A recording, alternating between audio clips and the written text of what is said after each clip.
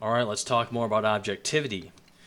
And Foucault's premise here, right? And again, this is like the high priest of postmodernism. This isn't some weird like voodoo yoga instructor trying to say this, but what he's saying is that there is a deductive framework, some kind of unconscious conception of knowledge that happens before observation begins.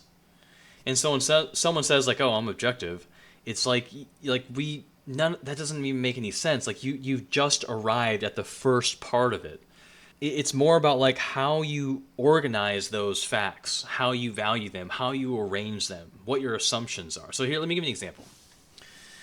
Have you ever like had a friend or someone that you knew, you grew up with maybe, and you found out later on that they were gay? And then you did one of these, you were like, "Oh yeah, yeah, right, yeah, that makes sense. That makes sense." And what you do is you start to like your brain like flips through all these images and experiences, and you recast those experiences or like you reorient them around this new idea, right? Because like the fact that they're like you assume that they were straight, and that was kind of a deductive framework. That's the framework with which you understood all the information that you knew about them. But then when you find out that they're gay, well, that's a totally different framework. And then you're kind of reorienting all the facts, and you're going, you know what? That framework fits the facts a lot better than the one that I had before. And so here we have two different conclusions, or the same set of facts, but now you're looking at those same set of facts in a completely different way. And in both cases, you were being objective. I mean, those are both objective things, but you you kind of changed your filter with which you understood those facts. And so that's essentially what happened from the Renaissance to the Classical period. So we're talking 14, 1500s, and then right around the 1500s to the 1600s, something happens. So, for example, like in the Renaissance, the way that they saw the world, it was essentially, you could say, folded in upon itself. That everything resembled everything else because God made this unified creation, right? And because it all originated from one creator, all things must be this like so connected to each other that they're almost the same. And so one example of this is what there's a bunch of quotes. I'll find one here. Right, here's one. The stars are the matrix of all the plants, and every star in the sky is only the spiritual prefiguration of a plant. So the stars are the matrix of all the plants. So stars are like plants. And each plant each plant is an herb. And each herb has its own star, right? And it's like they're just drawing all these connections because everything is folded in upon itself, and they have to find these hidden connections. And so there's all these great quotes in there. It is fairly widely known that the plants have hatreds between themselves. It is said that the olive and the vine hate the cabbage. The cucumber flies from the olive. Right? This is the product of this type of knowledge, this way of looking at the world, that it's all folded in upon itself. Or the rat of India is pernicious to the crocodile, since nature has created them enemies. And so, like, when the rat lays an ambush for it, and then perceiving the crocodile, he crawls into his mouth and goes into his stomach and then gnaws his way out of the crocodile and kills the crocodile that way. And that's because there's some hidden connection that shows that because the rat, maybe because the rat's eyes are spaced 2 finger width apart, and the crocodile's eyes are spaced 4 finger widths apart, that means that the rat must hate the crocodile. It's some weird analogy, some hidden connection. And the world was so folded in upon itself that even words like language, they thought language was the thing. Like, if I say the word tree, that's because the sound that I make, tree, is actually connected to the actual tree. Which is basically like that's the root of magic, right? Magic is when I say certain words, a combination of words, that I manipulate the elements of the world.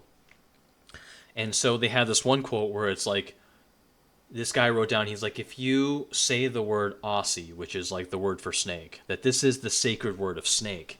And if you walk up to a snake and you're like, Aussie, the snake will suddenly like become paralyzed at hearing its name.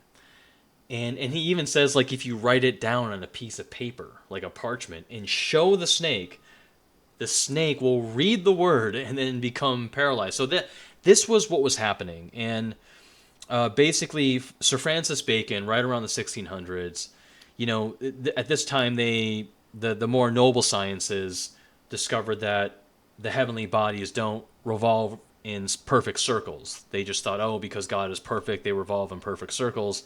They actually revolve in ellipses. And so Bacon started creating a whole new treatise of knowledge of how to understand the world, and this is what he wrote. But by far the greatest impediment and aberration of the human understanding proceeds from the dullness, incompetence, and errors of the senses. So what's Bacon saying here? He's saying that your senses aren't that easy to decipher, that objectivity isn't so obvious, that it depends on how you arrange those facts and what your orientation is, what your understanding is of those perceptions that you have. And basically, Foucault was saying that during this time period, right, this sort of reshuffling of how they understood the world, there emerged three different fields of study. And it was general grammar, natural history, which is like biology, and then the analysis of wealth, which is like economics. So grammar, biology, and economics. And he was noticing that there are these strange similarities in the way they organize their information between all three of these. And he was saying that this is evidence of a prefiguration, or like some kind of interpretive structure that preempted knowledge, that made knowledge possible. And part of that was, look, we need to see the world as something that needs to be demonstrated. Like, we can't just assume hidden connections. We're only going to take note of the connections that we can clearly see, so that our prejudices and our biases and our superstitions don't creep into our observations. And there were a lot of peculiarities about these three different fields that, when we look back on it now, seem very strange to us. But it just kind of goes to show the difficulty of how to understand something. Right, and as I said before, this is what prompted them to distrust the microscope, because they didn't want anything interfering with their ability to see the world as is. They had just come off a whole period where they were making all these random spurious connections. None of them came true. And they're like, look, they're like, look, let's just sober up here and slow it down. I only want to see the obvious stuff. I want to see the world as it is, and we can study it as it is in clear, distinct language. And this is the quote that Foucault gave. So Buffon was one of the naturalists. He criticized Linnaean, the Linnaean method, for relying upon characters so tenuous, so like characteristics between different plants, so tenuous that it rendered the use of the microscope unavoidable. And this was a direct result of just not wanting to make these spurious connections. It's a different way of looking at knowledge. The way that they wanted to interface with the world was one where everything was obvious. So that's kind of one peculiarity about, look, everyone's being objective here, but their values completely changed, and their conclusions are completely changing. Because they were so focused on not trying to read into things. They only wanted to look at the obvious things. They came to some, I guess, unusual conclusions. So in the realm of general grammar, what they concluded was that, like, in the classical period, they no longer had Romance languages. They disassociated Latin from French and Spanish because they were only looking at word orders. Like, they only wanted to see the obvious. They didn't want to look at word endings or declensions or these inflective things that philologists now look at. They only were looking at word order, and they focus on that because they construed of language as only its ability to communicate knowledge. So it's a little bit hard to explain, but just the way that they interface with the world, right? They're looking at the same languages that we see, but they did not group Latin, French, and Spanish together. And this is the quote that Foucault gives. Actually, this is his writing here. Hence the paucity of interest shown by the classical age, right, in chronological affiliation. They didn't look at the history of the language, or they didn't really look at it in the same way that we do now. And so they denied what seems obvious to us, the kinship of Italian or French with Latin. So their way of looking at the world, they weren't seeing the similarities that we see now that seem so obvious to us now.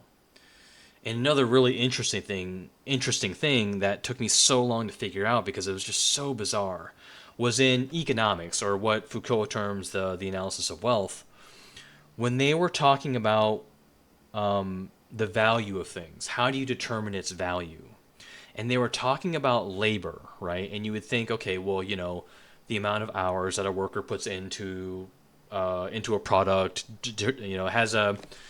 has at least a partial determination on how much it's valued in the marketplace. And basically, in this analysis of wealth, when they're analyzing economies and values, these guys didn't think that the laborer added anything of value to the product. Like, it's so wild. So the increase in market value, which is due to the sterile class, I guess the working class, is the effect of the worker's expenditure, not of his work.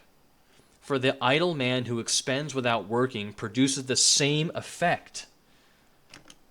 They didn't think work, like assembling a product or the contributions of the worker, added value.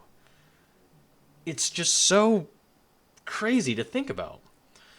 But essentially, like, what their framework was they didn't, it's like they didn't want to look below the surface, and they only compared things within themselves. So like when they did botany, they had like these 4 criteria. Like it was something about structure, form. It was very obvious, like number of leaves, and then number of stamens, and then how long this was, and very obviously measurable, demonstrable things.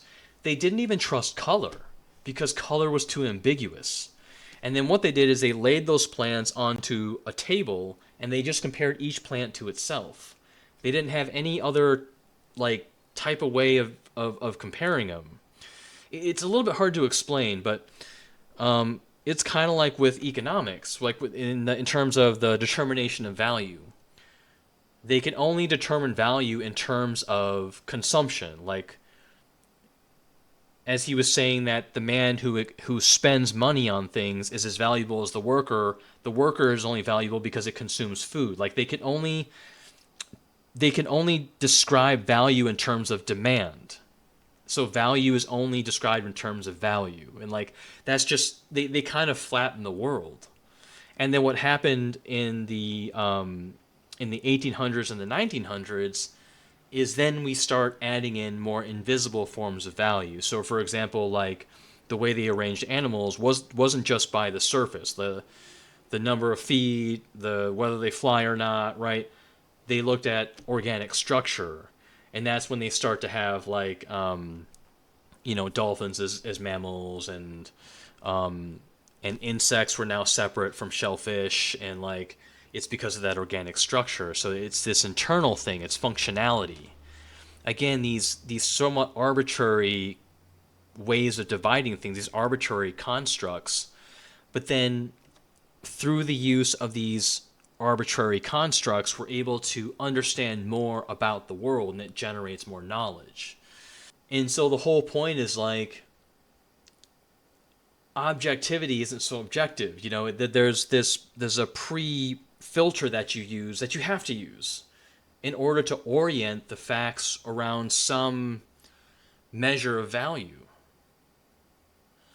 And so that's kind of what happens when you find out, someone is gay. You right? And so but that's kind of like the religious debate, where it's like, if let's say you're not religious, and let's say somehow we found out that God is real. Some scientist hooks up a machine and he proves that God is real, and now it's pretty much mainstream knowledge.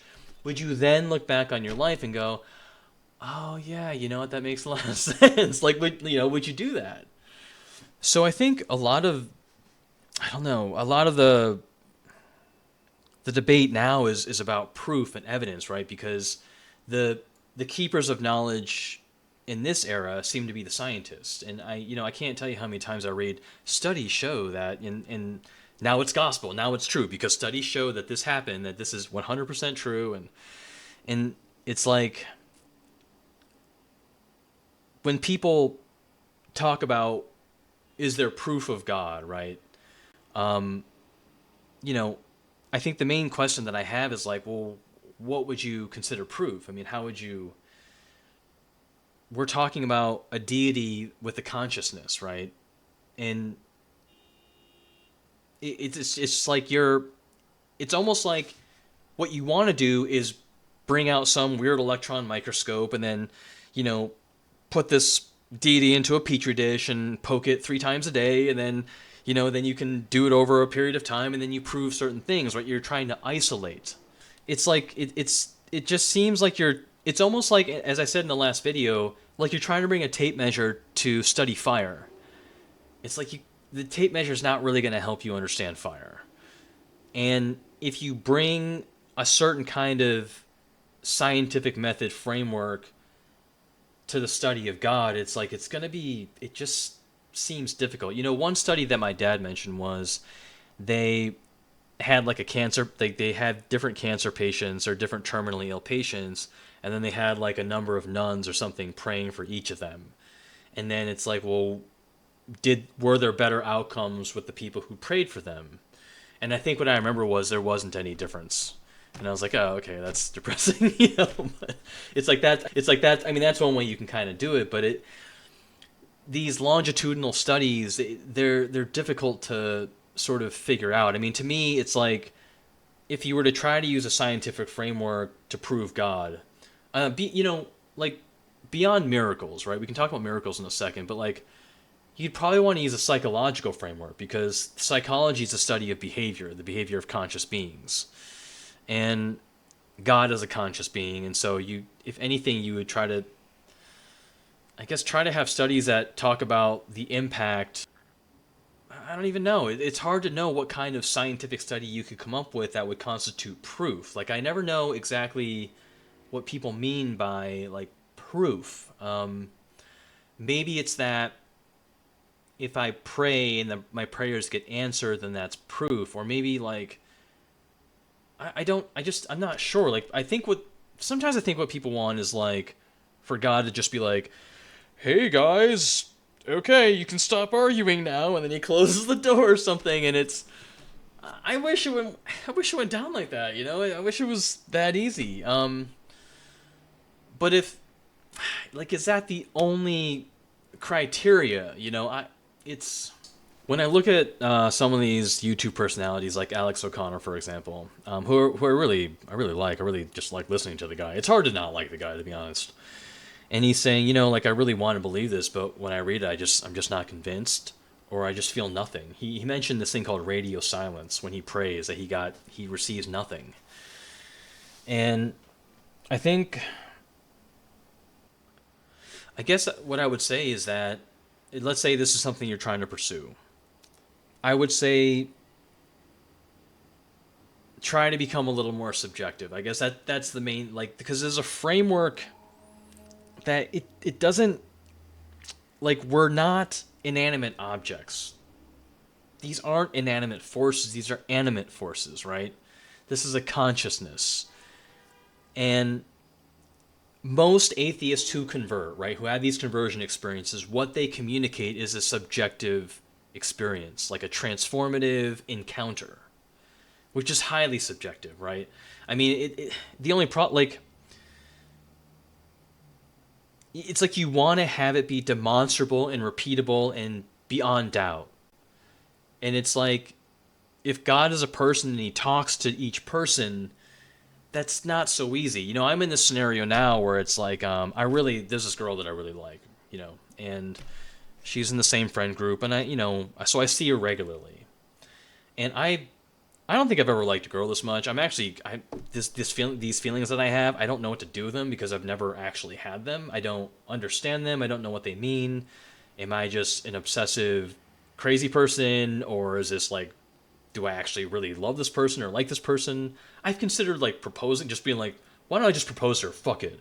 And then my friend was like, dude, step off the cliff. So when I think about all my experiences with her, right, it's almost impossible for me to have a clear picture of what it means. Sometimes she'll stand really close to me and like we'll be touching shoulder to shoulder and like, well, that must mean she likes me. But like she knows that I like her, and so she doesn't like me, right? But it's like I can't wrap my head around the idea that she doesn't like me. I just don't like the idea, right? And so I have all this subjective, like static noise interfering with my ability to see the situation clearly. But at the same time, there is a part of me that's watching myself, and that part of me is going, yeah, dude, she's not into you. Like, almost by all measure, she's not into you. And I try to analogize it to different girls that I don't like and the way that I behave around them. And it's like, yeah, you're friendly to them. I mean, just because you're not romantically interested doesn't mean, so it's like, it's so hard. But that the study of that, right, is different than studying gravity or studying how thermodynamics works, right? You can put that into a lab and you hook up a bunch of machines and you run a bunch of you can control it and isolate it and access it whenever you want, and right.